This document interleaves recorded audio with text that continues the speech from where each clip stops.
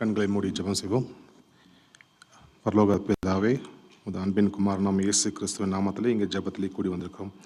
அப்பா, வேதத்திலே காரியங்களை மன்னிப்பது தேவனுக்கு மகிமை, அதை ஆராய்ந்து அறிவது ராஜாக்களுக்கு மேன்மை. அப்பா, நாங்கள் இந்த செய்தியின் மூலம் உடைய வார்த்தையில் உள்ள ரகசியங்களையும் மறைப்புரைகளையும் நாங்கள் தெரிந்து கொள்ள, அதன் மூலம் இன்னும் அதிகமாக உண்மை நேசிக்கவும், இன்னும் அதிகமாக உடைய வார்த்தையை குறித்து நாங்கள் தியானிக்கவும், இந்த செய்தியானது எங்கள் இருதயத்திலே கிரியை செய்ய வேண்டுமாய் இயேசு கிறிஸ்து நாமத்திலே வேண்டிக் கொள்கிறோம். ஆமென். ஆக்சுவலாக நம்மளோட பைபிள் ஸ்டடி லீட்ஸ் கிட்ட வந்து நமக்கு ஒரு இன்ஸ்ட்ரக்ஷன் வந்தது. என்னென்னா, இந்த லென்ட் ஃப்ரைடேஸில் வந்துட்டு ஃபஸ்ட்டு ஃப்ரைடே வந்துட்டு கெஸ்ட் ஸ்பீக்கர் வருவாங்க. அடுத்த நெக்ஸ்ட்டு 4 ஃப்ரைடேஸ் வந்துட்டு ஒரு பைபிள்ஸ்லேருந்து ஒருத்தர் வந்து மெசேஜ் கொடுக்கணும். யாரை பார்த்தீங்கன்னா, ஆண்டவரோட டிசைபிள்ஸ் 12 சீஷரில் யாராவது ஒருத்தர் நம்ம சூஸ் பண்ணி செய்தியை கொடுக்கணுன்னு. அப்போ அதை வந்து லென்ட்டோட கனெக்ட் பண்ணணும் அப்படின்னு ஒரு இன்ஸ்ட்ரக்ஷன் கொடுத்துருந்தாங்க. அதுக்கு நெக்ஸ்ட் வீக் வந்து பாஸ்டர் இங்கே பேசணும்னு சொன்னார். நீங்களாம் கேட்குறீங்க, எப்படி வந்துட்டு டிசைபிள்ஸை வந்து லென்ட்டோட கனெக்ட் பண்ண முடியும் அப்படின்னு சொல்லிட்டு அவர் வந்து ஒரு அட்வைஸ் கொடுத்தாரு. என்னென்னா, யோவான் தவிர மீது எல்லா சீஷர்களும் வந்துட்டு ரத்த சாட்சியாக தானே மரித்தார்கள். அப்போது லென்ட்டுனாலே தியாகம் தானே, அவங்க பண்ண தியாகத்தை குறித்து பேசலான்ட்டு. எனக்கு என்ன பிரச்சனைனா, நான் சூஸ் பண்ணது யூதாஸ் இஸ்காரியோத்.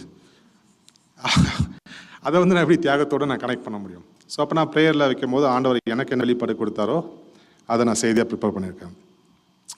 எதுக்கு வந்து இந்த யூதாஸ் இஸ்காரியோத் நான் வந்து சூஸ் பண்ணேன்னா, நம்ம ஒரு மெசேஜ் கேட்கும்போது அந்த மெசேஜில் வந்து நம்ம என்ன நினைப்போம், இந்த மாதிரி எப்படி இருக்கணும், எப்படி வாழணுன்றதை நம்ம தெரிஞ்சுக்கலாம், கற்றுக்கலாம் இல்லையா? ஆனால் எப்படி இருக்கக்கூடாதுன்றதை நம்ம தெரிஞ்சுக்கணும். அப்போ அதுக்கு யூதாஸ் இஸ்காரியோத்தோட வாழ்க்கையில் தான் நம்ம தெரிஞ்சுக்க முடியும். கரெக்டாக? அப்புறம் இந்த செய்தினோட தலைப்பு என்னென்னா, ரிப்பன்ட் அண்ட் ரிட்டர்ன். மனம் திருந்துதலும் ஆண்டவரிடத்தில் திரும்புதலும். ஸோ இந்த செய்தி எப்படி இருக்குன்னா, இந்த செய்தியோட முதல் பாதி வந்து யூதாஸ் இஸ்காரியோத்தை பற்றி இருக்கும். Second part of the message வந்து இயேசு கிறிஸ்து அவனுக்காக என்ன பண்ணார்.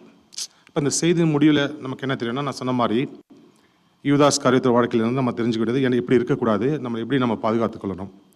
இரண்டாவது, ஆண்டவர் யூதாஸ் இஸ்காரியோத்தை குறித்து நம்ம அதை தியானிக்கும் போது, இப்போ இருக்கிறத விட இன்னும் ஒரு ஸ்டெப் அதிகமாக நீங்கள் ஆண்டவர் லவ் பண்ணுவீங்க. இயேசு கிறிஸ்து, நான் தப்பாக சொல்லலை, உங்களுக்கு அன்பு குறை, எந்த அளவுக்கு நம்ம ஆண்டவர் மேலே அன்பு இருக்கோ அதுலேருந்து ஒரு படி அதிகமாக அவர் இன்னும் நேசிப்போம், அவர் இன்னும் லவ் பண்ணுவோம்.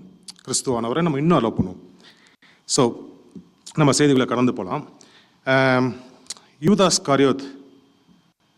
இஸ்காரியோத்தை வந்து யார் வந்து சீஷா தேர்ந்தெடுத்தான்?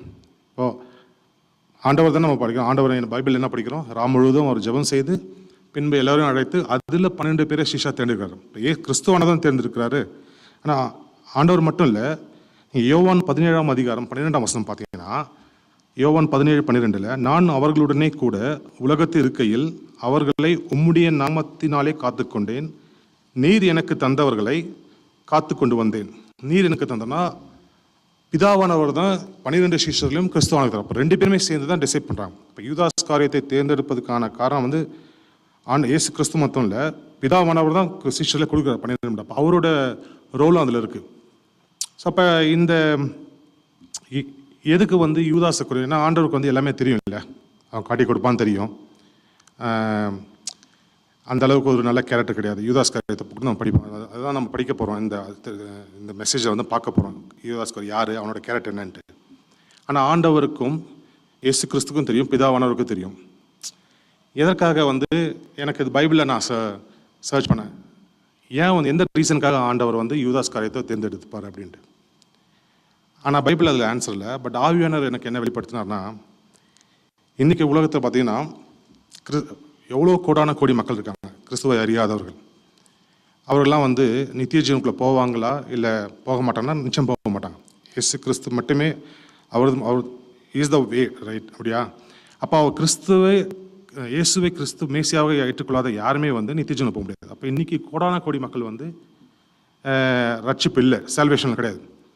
இவ்வளோ மக்கள் இருந்திருக்கும்போது என்ன எதுக்கு ஆண்டவர் வந்து ஒரு கிறிஸ்தவ குடும்பத்தில் பிறக்க வைத்து இன்றைக்கி வந்து நம்ம இந்த சர்ச்சில் ஒரு மெம்பராகவும் இந்த ஃபெலோஷிப்னா என்ன, நமக்கு ஒரு சின்ன ஒரு டவுட் வரும்போது கூட நம்ம ஃபெலோஷிப்பில் இருக்கனால நம்ம ஸ்ட்ராங்காக ஃபெய்த்தில் இருப்போம். கரெக்டாக? அதுக்கு தானே ஃபெலோஷிப்பு.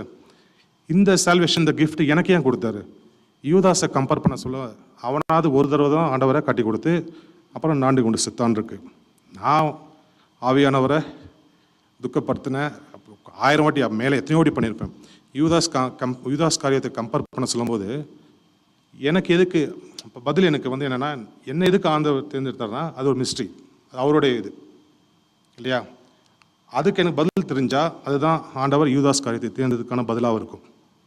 ஏன்னா அவனை கம்பேர் பண்ண சொல்ல இதில் பரிசுத்த கூட்டம் பாடத்தில் வரல, பாவி நீச பாவியான், அப்படி தான் நான் எனக்கு தெரியும் நான் யாருன்ட்டு.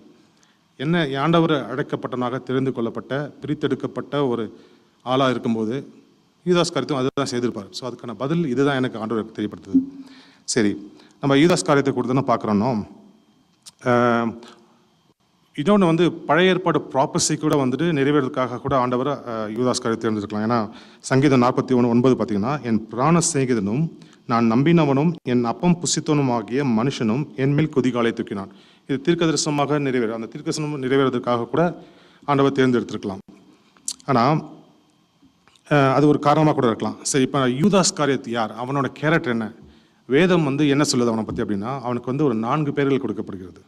ஒன்று, அவனை பிசாசு என்றும், 2வது அந்திகிறிஸ்து என்றும், 3வது திருடன் என்றும், 4வது துரோகி என்றும். இந்த 4 பேர் வந்து யூதாஸ் காரிய கூடாது. எதற்காக வந்து இந்த 4 பேர்கள் கொடுக்கணும், அதுக்கு ஒரு காரணம் இருக்கும் இல்லையா.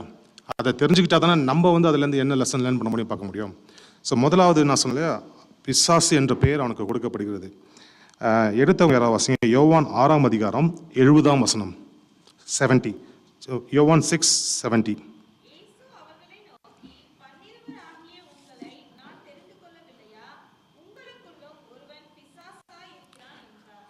உங்களுக்குள்ளும் ஒருவன், யூதாஸ் காரியத்தை என்ன சொல்றாரு, இயேசு கிறிஸ்து பேரை வைக்கிறார், பிசாசா இருக்கிறான். பிசாசுனா அவன் டெவில் கிடையாது, பட் அவன் முழுவதுமாக பிசாசாக மாறி இருக்கிறான். ஏன்னா லூக்கா 22:3 பார்த்தீங்கன்னா, அப்பொழுது 12 ஒருவனாகிய ஸ்காரியத் என்னும் மறுபேர் கொண்ட யூதாஸுக்குள் சாத்தான் புகுந்தான். அவனுக்குள்ள சாத்தான் புகுந்ததுனால அவன் என்னவா இருக்கான், சாத்தான் அவனுக்குள்ள ஸ்டே பண்ணதுனால அவன் பிசாஸ் என்று இயேசு கிறிஸ்துவ அவனுக்கு பேர் வைக்கிறார். முதல்ல அவனுக்கு என்ன பேர்னா பிசாசு. இப்போ இன்னைக்கு வந்து கிறிஸ்தவத்தில் வந்து சில பேர் என்ன நம்புறானா, அவன் வந்து ஆண்டவோட திட்டத்தை தான் நிறைவேற்றினான். இப்போ யூதாஸ் காரியத்தும் ஒரு ஆள் இல்லைன்னா ஆண்டவர் சிலுவையில் மரித்தே இருக்க முடியாதுல்ல. அப்போ இது வந்து பிசாசாய் சாத்தான் அவனுக்குள்ளே வந்து அவன் பிசாசாக இருந்தால் எப்படி வந்து இயேசு கிறிஸ்துவை சிலுவையில் மரிக்க விட்டுருப்பான். சிலுவையில் மரித்தா என்ன நடக்கும், ஆண்டவர் சிலுவையில் என்ன பண்ணார், பிசாசனோட தலையை நசுக்கினார் இல்லையா. பிசாசோட தலையை நசுக்கினார். அவனோட அதிகாரம் எல்லாத்தையும் ஆண்டவர் சிலுவையில் தனதுக்காக தான் மாற்றினார். அப்போ அது அவனுக்கு பிசாசுக்கு தெரிந்திருந்தால் எப்படி யூதாஸ் காரியத்தின் மூலியமாக ஆண்டவரை காட்டி கொடுத்து சிலுவை மரணத்துக்கு அனுப்ப முடியும். அதனால் இது பிசாசு பண்ணதால அவன் வந்து தெய்வ திட்டத்தை தான் நிறைவேற்றினான் என்று சிலரும் இன்னைக்கு நினைக்கிறாங்க. ஆனால் ஆக்சுவலி அப்படி இல்லை. ஏன்னா 1 கொரிந்தியர் 2:7 8 பாருங்களேன். 1 கொரிந்தியர் 2:7 8.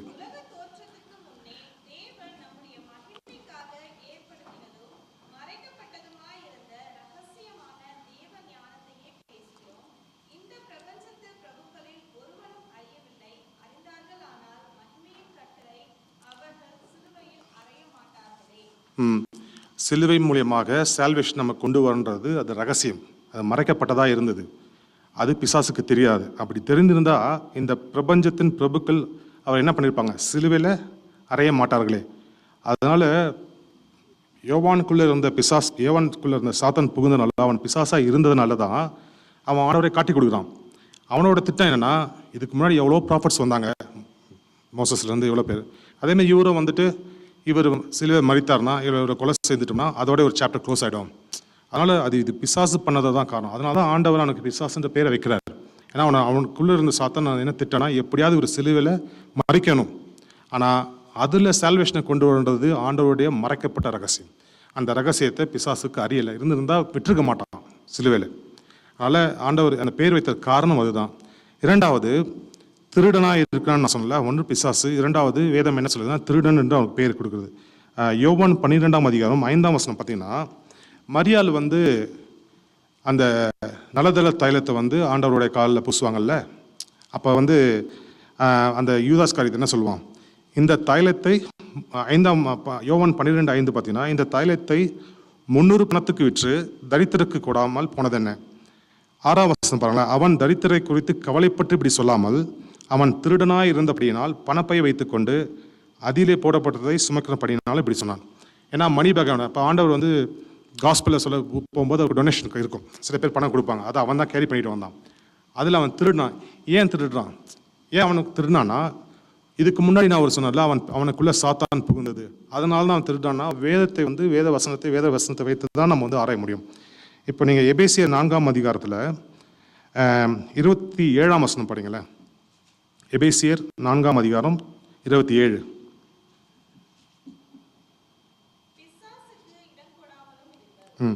28 முதல் வார்த்தை படிங்க.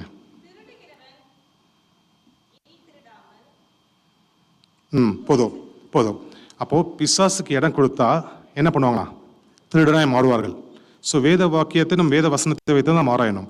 அப்போ வேதம் அவனை முதல்ல என்ன சொல்லுது? பிசாசாக இருந்தான், அவன் சாத்தான் புகுந்தனால அவன் திருடனாய் மாறுறான். அதை நம்ம தெளிவாக பைபிளே நமக்கு சொல்லுது இல்லையா? அவன் பிசாசுக்கு இடம் கொடுத்தா இடம் கொடுக்காமல் இருங்கள், ஏன்னா திருடுகளை நீ திருடாமலும். இப்போ பிசாசுக்கு இடம் கொடுத்தா திருடனாய் மாறுவார்கள். அதை தான் வந்து யூதாஸ் காரியத்தும் பண்ணான். ஸோ 2 காரியங்களை பார்த்தோம். ஒன்று, அவன் பிசாசாக இருக்கான். 2வது திருடனாக தான். 3வது அந்தி கிறிஸ்து. யோவான் 17ஆம் அதிகாரம் 12ஆம் வசனம் நானே படிக்கிறேன். யோவான் 17:12, நான் அவர்களுடனே கூட உலகத்தில் இருக்கிறேன், அவர்களை உம்முடைய நாமத்தினாலே காத்துக்கொண்டேன், நீர் எனக்கு தந்தவர்களை காத்துக்கொண்டு வந்தேன். வேத வாக்கியம் நிறைவேறத்தக்கதாக கேட்டின் மகன் கெட்டு போனானே அல்லாமல் அவர்களில் ஒருவனும் கெட்டு போகவில்லை. கேட்டின் மகன், சன் ஆஃப் பிரடேஷன். இதுக்கும் அந்தி கிறிஸ்துக்கு என்ன சம்பந்தம்? அவன் வந்து கேட்டின் மகன் தானே ஆண்டவர் சொல்கிறாரு, அந்த பேர் தான் வைக்கிறாங்க. இதை எப்படி அந்தி கிறிஸ்துவ நம்ம எடுத்துக்க முடியும்னா, எடுத்தவங்க யாராவது வாசிங்க. 2 தெசலோனிக்கர் 2ஆம் அதிகாரம் 3ஆம் வசனம். 2 தெசலோனிக்கர் 2ஆம் அதிகாரம் 3ஆம் வசனம்.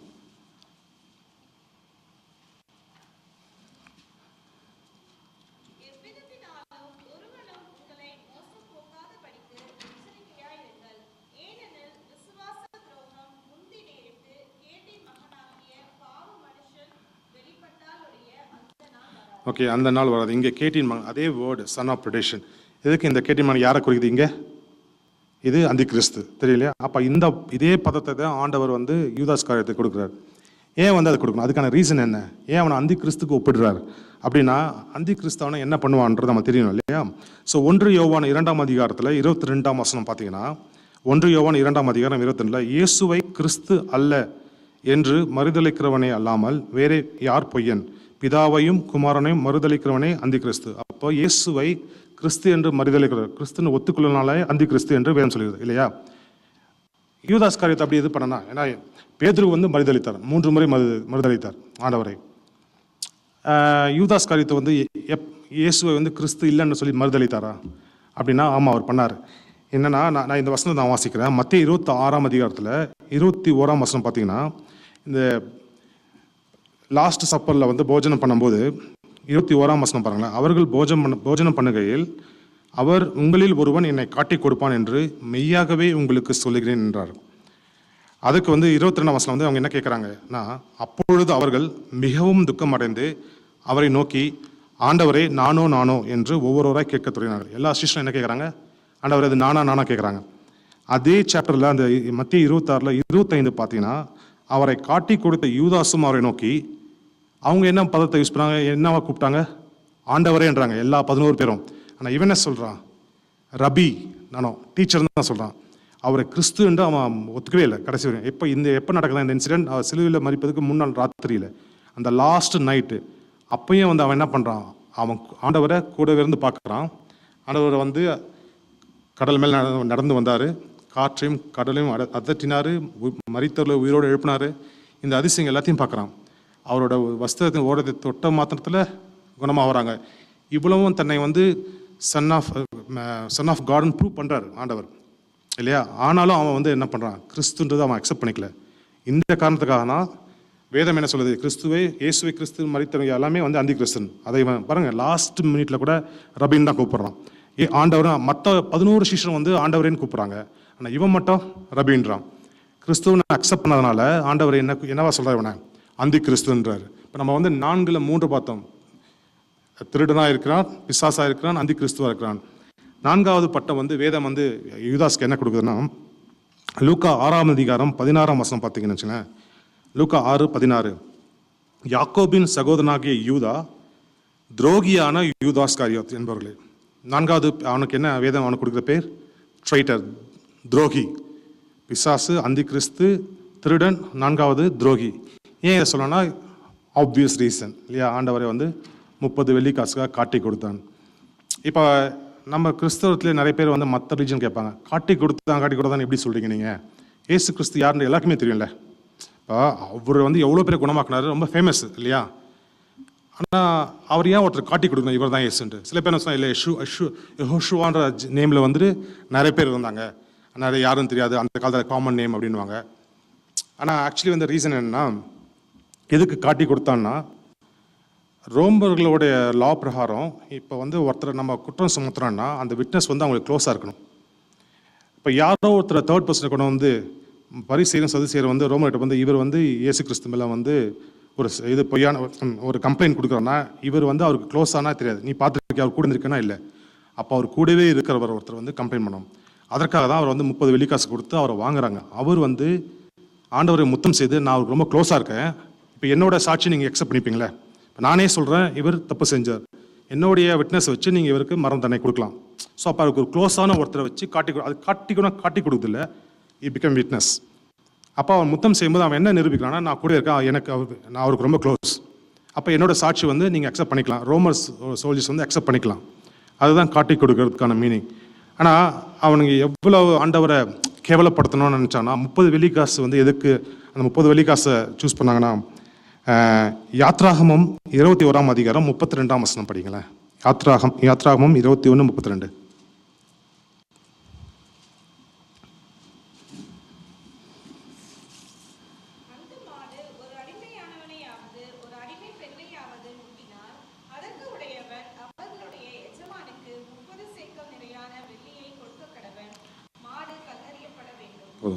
அப்போது அடிமையை அடிமை பெண்ணையாவது ஆணையாவது ஒரு மாடு முட்டினா, அந்த அடிமைகளோட ஓனர் இருக்காங்களே, எஜமானருக்கு 30, அப்போ அந்த 30 வெள்ளிக்காசு யாருக்கு ஒர்த்து? ஒரு ஸ்லேவ், அடிமைக்கான ஒர்த்து. அப்போ இவங்க ஆண்டவரை எந்த அளவுக்கு கேவலப்படுத்துறாங்கன்னா, 30 வெள்ளிக்காசு சூஸ் பண்ணுறான்னா, அவர் நான் யூதருக்கு ராஜாவாக இருக்கேன்றார். இவங்க நீ ராஜாலாம் கிடையாது, உன்னோட ஒர்த்து ஸ்லேவ் தான். அந்தளவுக்கு கேவலமாக அவரை ட்ரீட் பண்ணி அவர் பண்ணுறதுனால, அதுக்கு துணை போனால ஆண்டவர் இவருக்கு என்ன பேர் இருக்கிறாரு? என்ன வேதம் என்ன சொல்லுது? காட்டி கொடுத்தது மட்டும் இல்லாமல் 30 வெள்ளிக்காசுக்கு ஆண்டவரை கேவலப்படுத்துறதுனால அவருக்கு பேர் துரோகின்று. ஸோ 4 காரியங்கள் நம்ம பார்த்தோம் யூதாஸ் காரியத்தை குறித்து. ஒன்று, அந்தி கிறிஸ்து, பிசாசு, திருடன், துரோகியான, இந்த 4 பேர்களை வேதம் குறித்து. அந்த 4 பேருக்கான காரணத்தையும் நான் பைபிளை வச்சு நான் விளக்கமாக சொன்னேன். இப்போ நான் சொன்னேன் இல்லையா, முதல் பகுதி யூதாஸ் காரியத்தை குறித்து பார்ப்போம். 2வது, அவன் இப்படி இருந்தாலும் கிறிஸ்து அவனுக்கு என்ன பண்ணார்? அவருடைய இருதயம், இயேசு கிறிஸ்துவோட ஹார்ட் எப்படி இருந்தது யூதாஸை குறித்து இல்லையா? அது நம்ம 2 திட்டங்கள் அவனுக்காக வைத்திருந்தார். 2 திட்டங்கள் வைத்திருந்தார், 2 சான்ஸ் கொடுத்தார் அவன் திருந்துவதற்கு. இந்த 4 காரியங்களை பார்க்க போகிறோம். முதலாவது, ஆண்டவர் அவனுக்காக வைத்திருந்த திட்டம் என்ன தெரியுமா? மத்தேயு 19:28 பார்த்தீங்கன்னா, மத்தேயு 19:28, அதற்கு இயேசு, மறுஜன்ம காலத்திலே மனுஷகுமாரன் தம்முடைய மகிமையுள்ள சிங்காசனத்தின் மேல் வீற்றிருக்கும் போது என்னை பின்பற்றின நீங்களும் இஸ்ரவேலின் 12 கோத்திரங்களையும் நியாயம் தீர்க்கிறவர்களாக 12 சிங்காசனங்கள் மேல் வீற்றிருப்பீர்கள் என்று மெய்யாகவே உங்களுக்கு சொல்லுகிறேன் என்றார். யாருக்கு சொல்றாரு இது? 12 பேருக்கும், 11 பேருக்கு இல்லை, 12 பேருக்கு, யூதாஸையும் சேர்த்து தான் சொல்றாரு. யூதாஸுக்கான ஆண்டோட திட்டம் என்னன்னா, நீ என்னை காட்டி கொடுத்தாலும் சரி, உன்னால தான் நான் சிலுவை மரணத்தை இந்த பாடுகள் அனுபவிக்க போகிறேன், ஆனாலும் நீ பிசாசாவே இருந்தாலும் அந்தி கிறிஸ்துவாக இருந்தாலும் உனக்கான என்னோட திட்டம் என்னென்னா, நீ என்னில் நிலைத்திருந்தால் 12 சிங்காசனம் உனக்காக வைக்கப்படுது. அதில் ஒரு சிங்காசனம் யூதாஸ் காரியத்துக்காக. ஏன்னா இது 11 சொல்லலை, இல்லை யூதாஸ் காரியத்தை மறித்த பின்பு இதை சொல்லலை, முன்னாடியே அவனையும் சேர்த்து தான் சொல்கிறார். இப்போ அவனுக்கான திட்டம் ஆண்டவர் என்ன, 12 கோத்திரங்களை நியாயந்திருக்கும். எப்போ? 2வது வருகையில். அந்த அளவுக்கு அவனை ஆண்டவர் அவனுக்கான ஒரு திட்டம் வைத்திருந்தார். 2வது, லூக்கா 10ஆம் அதிகாரத்தில் 17 அந்த 70 பேரும் என்ன பண்ணுவாங்க, போயிட்டு சொல்லுவாங்களா, பின்பு அந்த 70 பேரும் சந்தோஷத்தை திரும்பி ஆண்டவரே உம்முடைய நாமத்தினாலே பிசாசுகளும் எங்களுக்கு கீழ்ப்படுகிறது என்றார்கள் இல்லையா? அதில் 19ஆம் வசனம் பார்த்தீங்கன்னா, இதோ சர்ப்பங்களையும் தேள்களை மிதிக்கவும் சத்துருனுடைய சகல வல்லமைகள்னா ஆண்டவரால் என்னெல்லாம் செய்ய முடியுமோ அவ்வளோ அதிகாரங்களையும் உங்களுக்கு 11 பேருக்குள்ள யூதாஸையும் சேர்த்து அதிகாரம் கொடுக்கிறேன், ஒன்றும் உங்களை சேதப்படுத்தாது. இப்போ ஆண்டவர் தெரியும் யார் யூதாஸ்ன்ட்டு. யூதாஸ் மூலியமாக அவருக்கு ஆண்டவர் என்ன ஆனாலும், ஏன்னா அவர் திட்டம் பாருங்கள், அவரால் சகல அதிகாரம் என்னென்னா, ஆண்டவருக்கு என்ன அதிகாரம்லாம் இருந்ததோ அத்தனை அதிகாரம் பார்ஷியாலிட்டியே பார்க்கல. 11 பேருக்கு அவர் கொடுத்துட்டு யூதாஸ்க்கு வந்துட்டு இல்லை நீ வந்து இந்த இப்போ அந்தி கிறிஸ்துவாக இருக்க, திருடனாக இருக்க. ஆனால் ஒன்று மட்டும் அவருக்கு சொன்னார், என்னென்னா இலவசமாய் பெற்றீர்கள், இலவசம். இது யாருக்குன்னா அவனுக்கு தான்.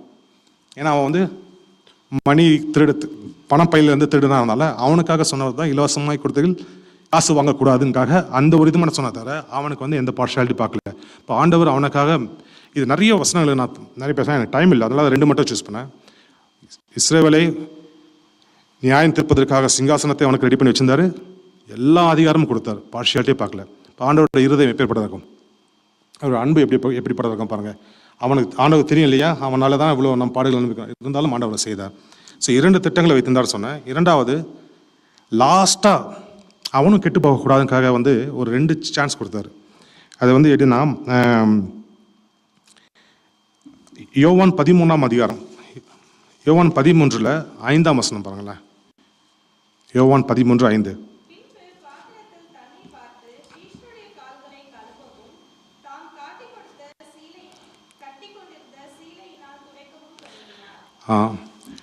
யாரோட கால்களை கழுவினாராம் ஆண்டவர்? யூதாஸோட காலையும் கழுவினார் இல்லையா? அப்போ பேதுரு என்ன கேட்குறாரு, இதில் நீங்கள் படிக்கும்போது தெரியும், ஆண்டவரை நீங்கள் என் காலை கழுவலாமா? ஏன்னா ஆண்டவர் யார்? இந்த அண்டாசர். அவருக்காக, அவரை கொண்டு எல்லாவற்றும் நம்ம காண்கிறது காணாது எல்லாமே இயேசு கிறிஸ்துக்காக, இயேசு கிறிஸ்துவை கொண்டு படைக்கப்பட்டது இல்லையா? அவருக்காக படைக்கப்பட்டது. இப்போ நமக்கு வந்து இது ஒவ்வொரு நட்சத்திரம் பேர் சொல்லி அழைக்கிற தேவன் கிறிஸ்துவான, ஒவ்வொரு நட்சத்திரம் பேர் சொல்லி அழைக்கிறவர். அவர் அப்பேற்பட்ட தேவன் வந்து இவங்களோட காலை கழுவுறாரு. ஏன்னா அந்த அன்பை வெளிப்படுத்தினாங்க. இந்த இன்சிடென்ட் நடக்குது இல்லையா, இந்த போஜனம் இது நடக்கல, இது ஆக்சுவலி நடந்திருக்கக்கூடாது. எப்படின்னா இவன் வந்து முன்னாடியே போய் வந்துட்டு பரிசேய சதுசேயர்கிட்ட வந்து ஆண்டவரை காட்டி கொடுன்னு டீலிங் பேசிட்டான், கரெக்டாக? ஆனால் நீங்கள் லூக்கா 22:10 வசனம் வாசிங்களா? லூக்கா 22:10 இல்லை ஆண்டவர் ட்விஸ்ட் வச்சார். என்னன்னா லூக்கா 22:10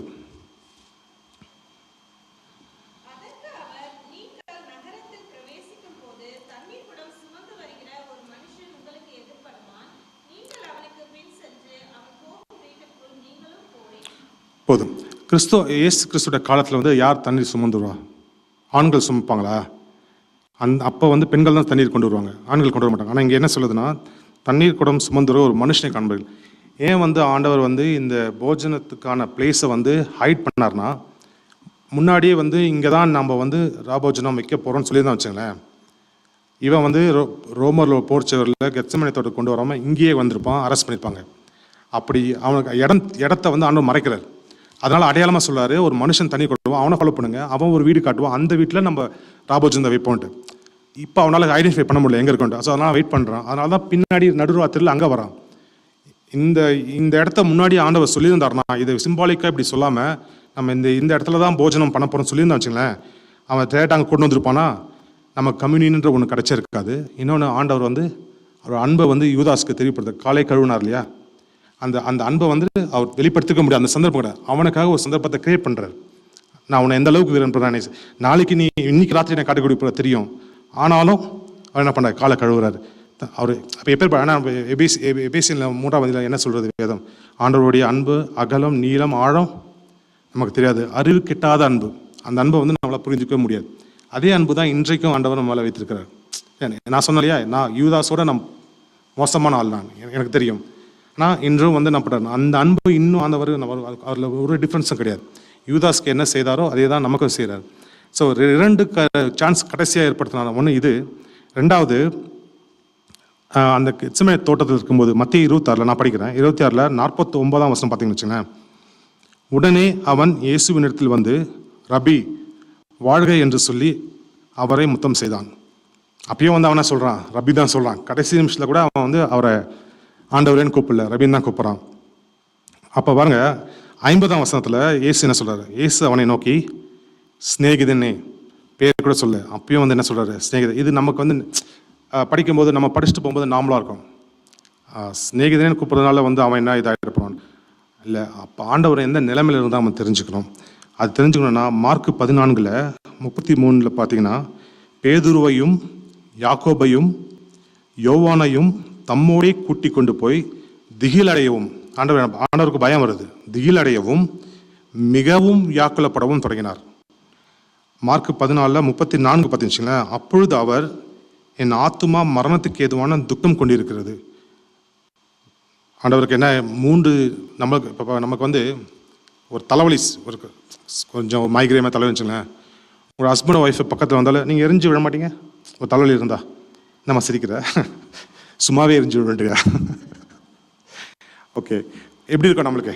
ஒரு தலைவலி இருந்தாலும் நமக்கு இரிட்டேட்டிங்காக இருக்குல்ல. நம்ம பசங்களே வந்தால் கூட நமக்கு கோவம் வரும்ல. ஆனால் ஆண்டவர் எந்த நிலைமையில் இருந்தார்னா, அவர் வந்து மிகவும் வியாக்கலப்பட தொடங்கினார், மரணத்துக்கு ஏதுவான துக்கம் கொண்டிருந்தார், அப்புறம் திகிலடவும் 3 ஸ்டேட் ஆஃப் மைண்ட். எவ்வளோ அழுத்தம் வந்திருக்கும் மனசில். அந்த நிலைமையில் வந்து ஆண்டவர் அவனை பார்த்து என்ன சொல்கிறார்? லாஸ்ட் ஆஃப் சான்ஸ், ஸ்நேகிதேன்றார். அப்போ அந்த அன்பு இல்லையா, நம்ம அதை வந்து நம்மளால் கிரகிக்கவே முடியாது. அந்த அன்பை லைக் இன்எஃபபிள், எக்ஸ்பிளைன் பண்ணவே முடியாது. அந்த அன்பை வந்து நம்மளால் இது பண்ணவே முடியாது. நம்மளால் வி ஆர் கிஃப்டட், அவ்வளோதான் நல்லா சொல்ல முடியும். ஸ்நேகிதனேன்னு அந்த வார்த்தை கொடுத்து அப்பயாவது அவன் இது பண்ணுவான்னு பார்க்குறாரு. ஆனால் நான் அந்த செய்தினோட தலைப்பு சொன்னேன் இல்லையா, ரிப்பென்ட் அண்ட் ரிட்டர்ன். அவன் வந்து ஆண்டவரை காட்டி கொடுத்தவொடனே மறுபடியும் போய் என்ன பண்ணுறான்? குற்றமட்ட நான் காட்டி கொடுத்தேன்னு சொல்லி காசை தூக்கி போடுறான் இல்லையா. ஏன் அவனுக்கு சடனாக வந்து இவ்வளோ நாள் அவன் அந்த ஆண்டவரை வந்து அவன் ரபின்னு தான் கூப்பிட்றான், டீச்சர்னு தான் அவன் நினைக்கிறான், ஆண்டவரை நினைக்கவே இல்லை. சடனாக எப்படி அவனுக்கு இது வந்தது? இந்த ஒரு இது வந்ததுன்னா, நம்மளுடைய பாவம், இன்னைக்கு நம்ம செய்த பாவம் வந்து எப்படி ஆண்டவர் கழுவி இருக்கார்? எதன் மூலியமாக நம்மளோட பாவத்தை வந்து வாஷ் பண்ணியிருக்கார்? எதனால ஆண்டவர் இப்போ நம்ம வந்து நம்ம பாவம் இல்லை, நம்ம ரைச்சஸ் நம்ம பிலீவ் பண்ணுறோம்ல, எதனால? அவரோட ரத்தம் சிந்தினால. அவர் ரத்தம் தானே நம்மளோட பாவத்தை கழுவு நிற்கும். நீங்கள் வந்து இந்த கெத்செமனே தோட்டில் வந்து மிகவும் வியாக்குலப்பட்டார்னு இருக்குல்ல, அப்போ வந்து வேர்வையோட ரத்தம் வந்ததுன்னு இருக்குல்ல. ஏன் அதை செய்த? அது மெடிக்கலி ஒரு டேர்ம்ஸ் இருக்குது. ஆனால் அதை ஏன் ஆண்டவர் அனுபவித்தார்னா, அந்த மத்திய 26:43 பார்த்தீங்களா, உடனே அவன் வந்து இயேசு இடத்துல வந்து ரபி வாழ்க என்று சொல்லி அவரை முத்தம் செய்தான். அவன் ஆண்டவர் முத்தம் செய்யும்போது ஆண்டோட ரத்தம் வந்து வேரோட ரத்தம் வந்துல்ல, அது அவன் மேலே ஏற்பட்டது, அவனை கழுவினது. அந்த ரத்தம் அவனை கழுவினதுனால் அவன் அதுக்கப்புறம் தான் இவ்வளோ நாள் இல்லாமல் உடனே அவன் வந்து என்ன பண்ணுறான்? குற்றமற்றது. ஆனால் அவன் என்ன பண்ணுறான்னா, மனம் திருந்துறான், ஆனால் ஆண்டவரத்தில் திரும்பலை. ஆண்டவர் அவனுக்கு வந்து ஓமையாக பேசினார் அந்த கெட்ட குமாரன் மூலயமா. அவன் என்ன சொல்கிறான்? நான் பரத்துக்கு விரோதமாக பாவம் செய்து இருந்தாலும் என் தகப்பன் இடத்துக்கு போய் அதை அவனை சொல்லி கொடுத்தோம். இவன் என்ன பண்ணுறான்? நான் பாவம் செய்தேன், ஆனால் திரும்பி வரல. அதை அவன் ஒழுங்காக புரிஞ்சிக்கல. பாவம் செய்ததோட ரிப்பன் பண்ண சரி, ஆனால் நாண்டி கொண்டு செத்தான். இப்போ இதில் வந்துட்டு அவன் திரும்பி வந்திருந்தா என்ன கிடைத்திருக்குன்னா, சீடராக இருந்தவர்கள் அப்போஸ்தலராக மாறினார்கள் இல்லையா? பின்னாட்களில் சீடர்கள் யாருன்னா டீச் பண்ணப்பட்டவங்க. காட் வந்து அவங்களுக்கு டீச் பண்ணார். அப்போஸ்தலர் யாருன்னா சென்ட், அனுப்பப்பட்டவர்கள், கற்றுக்கிட்டு அப்புறம் அனுப்பப்பட்டவர்கள். அது அவனுக்கு கிடைக்கல. அவன் திரும்பி வந்திருந்தான்னா ஒருவேளை அப்போஸ்தலராக பயன்படுத்தியிருக்கலாம் ஆண்டவர் இல்லையா? அவனை வைத்து சில புஸ்தகங்கள் எழுதியிருக்கலாம் வேதத்தில். அவனும் ரத்த சதை மறித்திருக்கலாம். அந்த ஒரு ஆனால் அவன் நித்திய ஜீவனுக்குள்ள போனான்றது அது வந்து என்னால் டிசைட் பண்ண முடியாது. இவன் வந்து ஆண்டவர் என்ன சொல்கிறாரு? நான் ஒருத்தர் இழந்தேன்றாரு. பட் அதுக்கப்புறம் தான் அவர் சிலுவை மறைக்கிறார். இது நான் வந்து நம்ம ஜேசன் கிட்ட கூட நான் அதை டிஸ்கஸ் பண்ணேன். அவருமே சொன்னார், நம்ம புல்பிட்லேருந்து நீங்கள் பேசும்போது தெரியாத ஒன்றை வந்து நம்ம கன்ஃபார்மாக சொல்லக்கூடாது. அவன் வந்து நித்திய ஜீவனுக்கு போனான் இல்லையான்றது இட்ஸ் அ மிஸ்ட்ரி. ஸோ அதை நம்ம ஜட்ஜ் பண்ண முடியாது, ஆண்டவர் திட்டம் என்ன இருந்ததுன்ட்டு. ஸோ அதனால் அவன் இழந்தது என்னன்னா, திரும்பி வராதனால அப்போஸ்தலராக மாறலை. ஆனால் அவன் நித்திய ஜீவன் போனானா இல்லையான்றது நமக்கு தெரியாது. பட் அவருடைய ரத்தம் வேர்வையாக சிந்ததுனால, அவனோட கழுவப்பட்டதுனால அவன் வந்து மனம் திருந்துறான். ஆனால் ஆண்டவரத்தில் வராதனால சிலதை அவன் இழந்தான் இல்லையா? ஸோ நம்ம என்ன பார்த்தோம்? யூதாஸ் காரியத்தை குறித்து பார்த்தோம். யூதாஸ் காரியத்துக்கு 4 கேரக்டர் பார்த்தோம். ஆண்டவர் அவன் மீது வைத்த அன்பை நம்ம பார்த்தோம். நம்ம அந்த அளவிட முடியாத ஒரு அன்பை வந்து நம்ம யூதாஸ்காக ஆண்டவர் வெளிப்படுத்தினதையும் நம்ம பார்த்தோம் இல்லையா? இப்போ இதிலேருந்து நம்ம என்ன யூதாஸ் காரியத்தோட வாழ்க்கையில் நம்ம என்ன இது லெசன் இது பண்ண முடியும்? ஏன் யூதாஸ் காரியத்துக்கு இது நடந்ததுன்னா, நம்ம வேதத்தில் படித்தோம், அவனுக்குள்ளே சாத்தான் புகுந்தது. அப்போது அதை நம்ம எப்படி நம்ம பாதுகாத்த முடியும் நம்மளை? என்னன்னா, இன்னைக்கு நம்மளோட கண்கள் தானே வந்து வேதம் சொல்லுது, நம்ம கண்கள் மூலியமாக தான் டிசையர் பிகம் சின், சின் பிகம் டெத். இச்சை வந்து இப்படி வரும், கண்கள் மூலியமாக வரும். அப்போ நம்ம தாட்டில் இருதயத்துக்குள்ளே தான் முதல்ல வரும். அதை நம்ம என்ன பண்ணணும், எப்படி பாதுகாத்துக்கணும் அப்படின்னா, 2 கொரிந்தியர் 10ஆம் அதிகாரம் 5ஆம் வசனம் படிக்கிறீங்களா?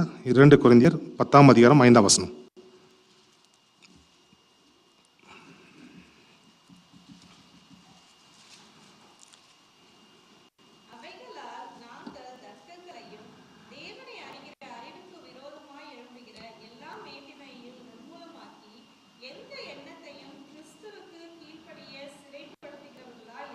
ம். அதாவது விரோதமாக எழுப எல்லா மேட்டையுமே அப்படின்னா நம்மளுக்குள்ள தாட் தான் ஃபஸ்ட்டு வரும். சின் எப்படி வரும்னா முதல் தாட்டாக டிசைராக தான் வரும். அந்த எண்ணம் வரும்போதே நீங்கள் அப்பாலே போய் சாத்தான சொல்லுவீங்களோ, இல்லை இயேசுவின் ரத்தம் ஜெயம் சொல்லுவீங்களோ, இல்லை ப்ரேயர் பண்ணுவீங்களோ, வர்ஷிப் பண்ணுவீங்களோ, ஆண்டவர்கிட்ட போய் ஆனால் அந்த எண்ணம் நம்ம வரும்போதே நமக்கு ஆவியான உணர்த்து வரல இது தப்புன்ட்டு ஒரு தாட் வரும்போதே. அது ஒரு பொய் சொல்கிறதா இருக்கலாம், இல்லை ஒரு கண்களில் இச்சையாக இருக்கலாம், இல்லை ஒரு மற்றவங்க வைக்கிறது பொறாமையாக இருக்கலாம். என்ன தாட்டோ எது வேதத்துக்கு சென்றிருக்கோ அந்த தாட்டம் வரும்போதே ஆவியான உணர்த்து வர இது தப்புன்ட்டு. அப்போ என்ன பண்ணுமா, இயேசு கிறிஸ்து நாமத்தினால் அதை நம்ம சிறைப்படுத்தணும், கேபிட்டிவிட்டி.